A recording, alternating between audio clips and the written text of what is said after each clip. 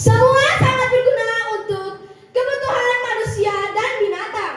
Tetapi saya tidak akan membahas tentang kelapa ini, sebab ada cerita menarik yang ada hubungannya dengan kelapa ini, yaitu binatang yang sangat suka makan kelapa, yaitu tegasu malei, atau dalam bahasa Indonesianya disebut kepiting kenari, atau dikenal juga sebagai kepiting kelapa. Teman-teman mau tahu ceritanya? Baiklah, saya Dia Jinan Rizky Anas dari SD Negeri 2 Bambau akan menceritakan asal mula tegasu malei sang kepiting kenari. Di sebuah desa, hiduplah seorang anak dari keluarga serba kecukupan. Namanya Tegasu, itulah namanya. Ia tumbuh menjadi anak yang selalu dimanja oleh ayah dan ibunya. Ayah Tegasu menderita sakit berat dan berkepanjangan. Kekayaan keluarga itu habis terkuras untuk membayar biaya pengobatan sang ayah.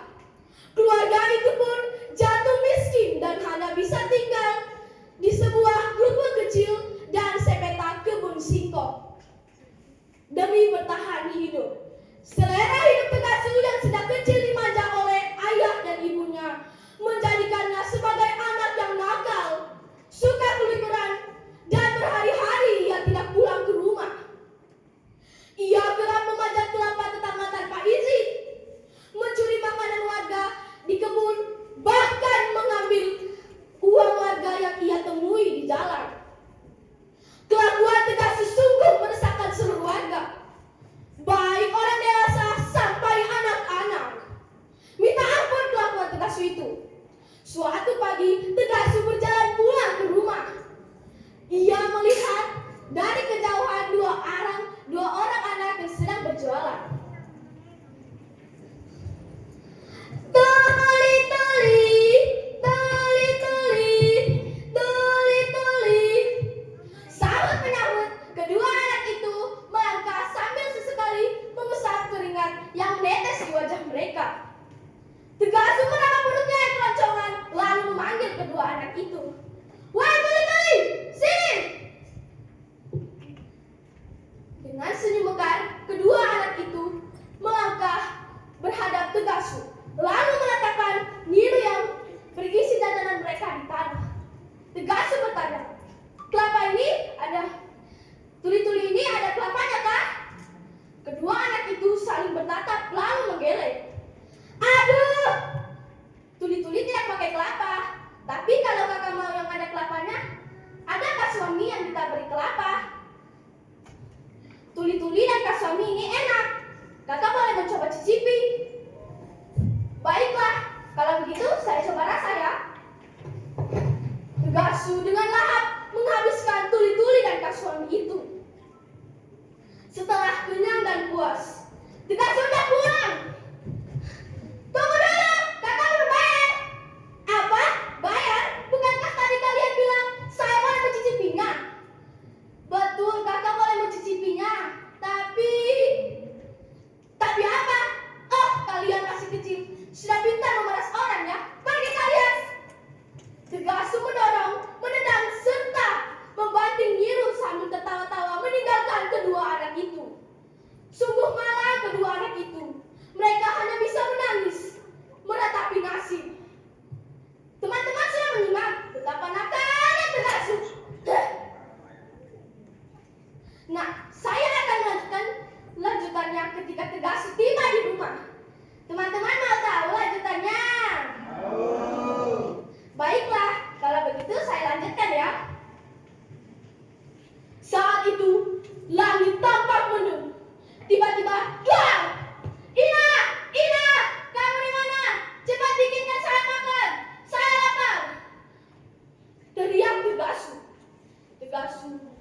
Ibu Tegasu muncul dari kamar dengan wajah lusuh dan matanya membengkak karena sedih yang mendalam. Sudah berminggu-minggu kamu tidak pulang ke rumah. Sampai-sampai amamu meninggal. Hah? Ama meninggal?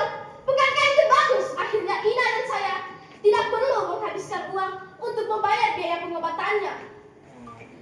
Sungguh lancang kamu, nak. Kau tega berkata seperti itu kepada mendiang amat. Sudahlah, Ina. Sebaiknya Ina memasakkan saya di dapur karena saya sudah lapar. Seketika tangis ibu Tegasu pecah mendengar anaknya berkata seperti itu.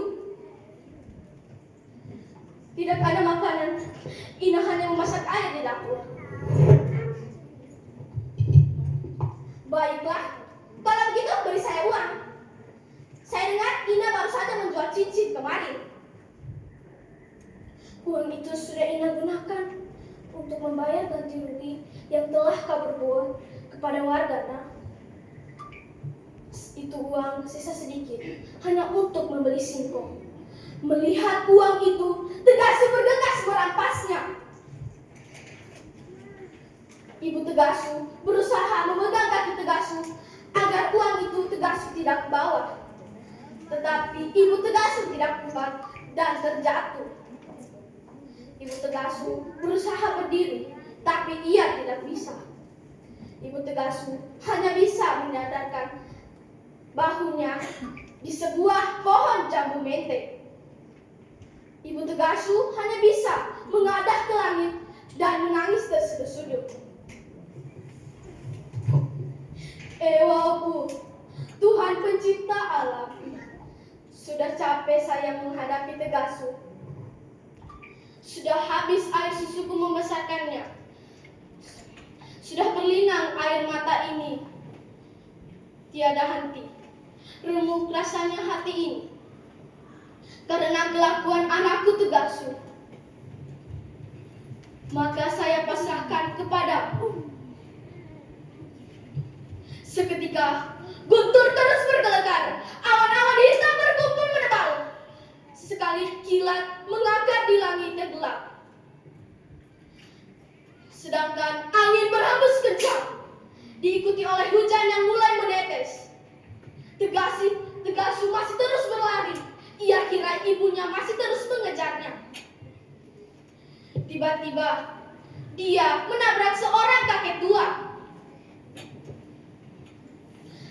Tegasu jatuh dan terguling di sebuah gua. Saat Tegasu melihat kakek tua itu, Tegasu berkata, "Siapa tahu kakek tua? Berani sekali menghalangi jalanku tadi." Kakek tua itu hanya tersenyum dan berkata, "Tegasu, perbuatanmu sungguh keterlaluan. Bahkan kau telah durhaka kepada orang tuamu.